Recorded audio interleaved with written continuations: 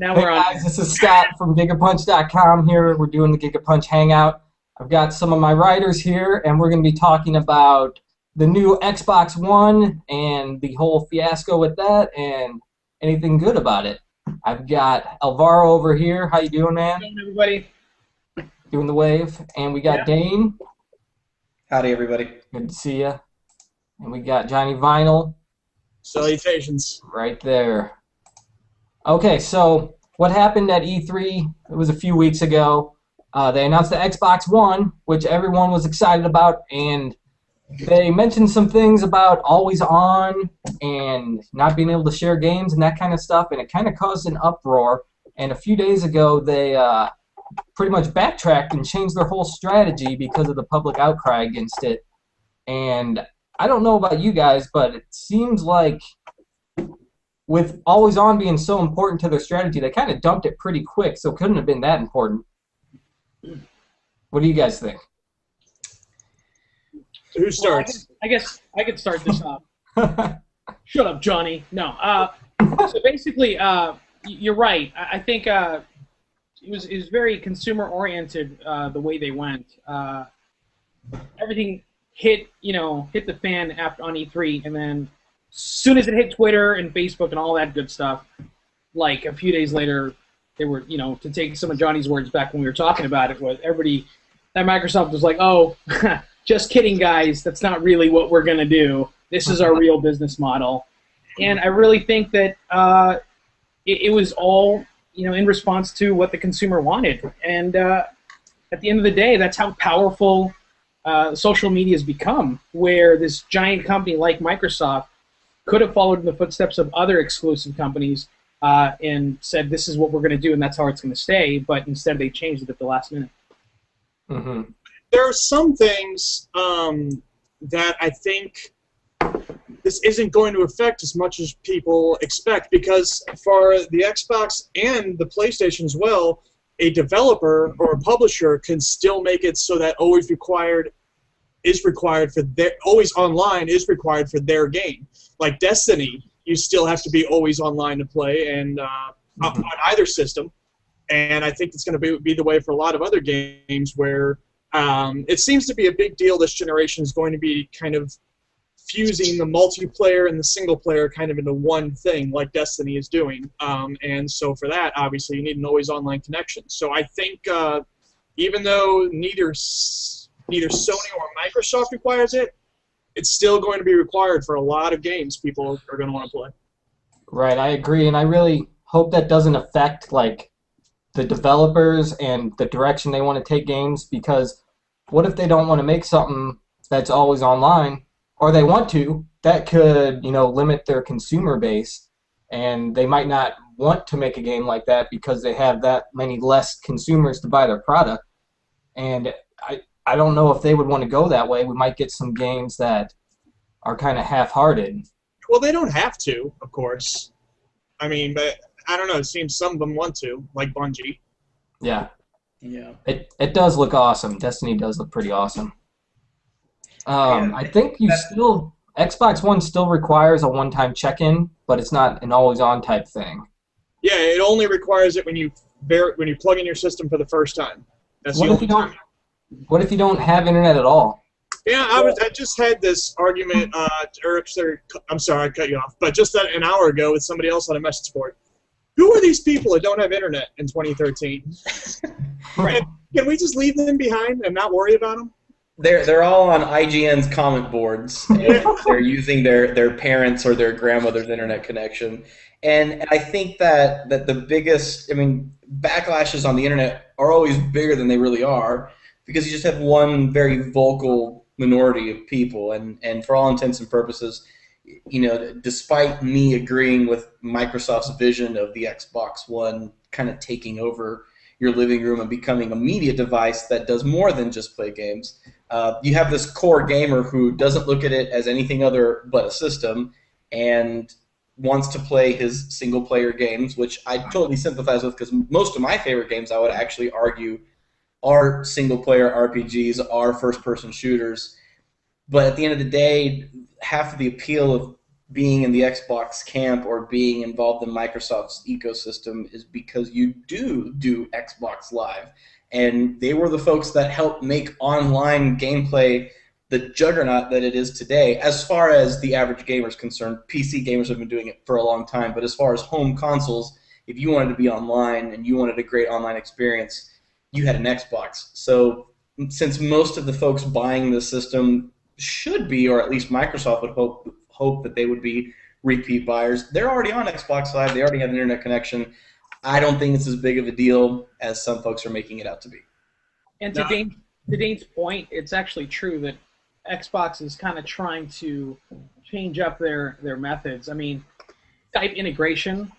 I mean, mid-game, mid-stream, or whatever you're watching, then you could do like a Skype video.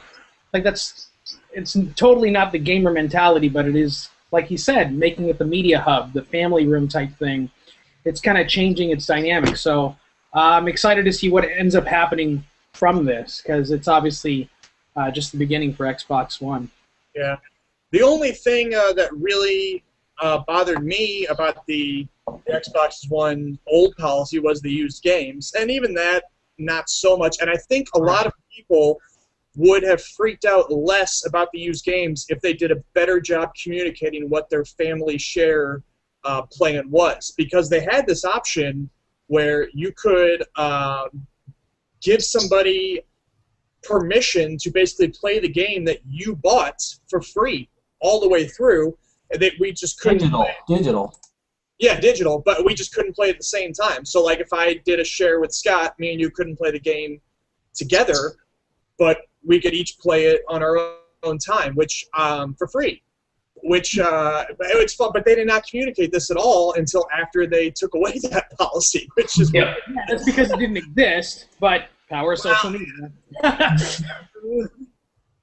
They're it's kind of a, damned if you do, damned if you don't, because after that subsequent change that Johnny mentioned, oh, here's all the cool stuff that now you can't do, then the reaction, it wasn't like, oh, awesome, now I'm totally back on board the Xbox bandwagon. Everybody was like, no, all these awesome futuristic features that we associate with the future of entertainment are totally gone now because of a few disgruntled 13-year-olds in their mom's basement.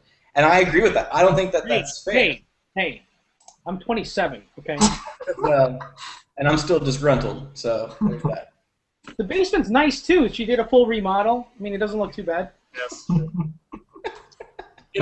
Probably the most exciting thing about the console for me, and I'm a little bit worried that this new policy is going to subtract from it, is this cloud computing or cloud processing, whatever you want to call it, where they can do a lot of the computing, I guess, on their servers and kind of just stream it to you. So essentially, the Xbox One can get more powerful as time goes on without replacing your console. And if everybody had to have the online check-in 24 hours, they could take advantage of that huge, possibly. Mm-hmm. Now, it kind of depends how many people end up connecting their Xbox online, which I hope is still a lot of people, and they still end up doing that, because that was something that's really exciting, I thought. It could potentially be exciting. Yeah, the cloud processing was a really cool thing, I thought, and I'm going to miss the potential for that. I don't even know if they can still do it with the new policies they put in place. But it reminds me a lot of when the PS3 was coming out, they had the cell structure. Do you remember this? And they were saying, everything's going to have the cell in it. Your fridge is going to have the cell, and it's going to communicate with your PS3, and they're going to work together. And it's kind of like that, but so would it really come to fruition? Because that didn't happen with the PlayStation, but maybe that was too far ahead of its time. Now, PlayStation. What? Just kidding. I said it's because PlayStation's PlayStation. Yeah, that's what it is. Well, we're talking about that next week. But anyways, yeah, I'm going to miss that a lot. What do you guys think of the new... I wouldn't say you're going to miss it, because I think it still could happen. Yeah, it could. I think most people are still going to put their system online, as Dane mentioned. Yeah. It's just not required anymore. They should. If you have an Xbox, not Xbox Live, you're really missing out, I think.